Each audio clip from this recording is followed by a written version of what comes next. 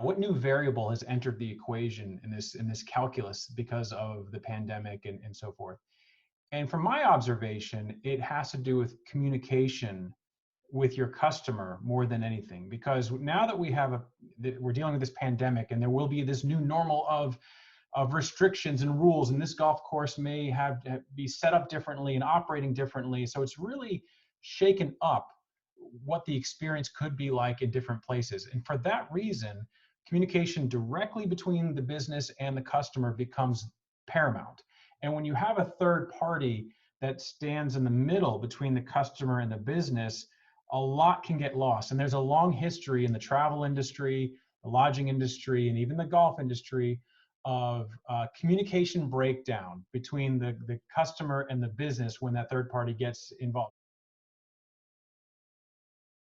Well, if demand is naturally rising, and you look at, why am I working with these companies? And if I'm working with these companies to help generate demand for my business, but there are natural forces at play driving up demand, then it certainly makes the argument, or at least it causes you to think, do I need these tools so much? When demand comes for me because the weather is good and the alternatives or recreational alternatives are limited right now, so people are naturally moving towards the golf course as an option to go have fun and have a good time.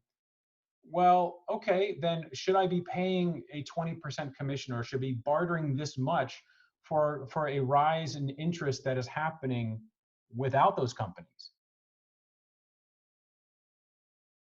When the other revenue streams get cut off or greatly diminished, and this is where now what was 60 or 70% of your revenues, now 95% of your revenue, there will be a natural questioning of, oh my gosh, am I charging enough here?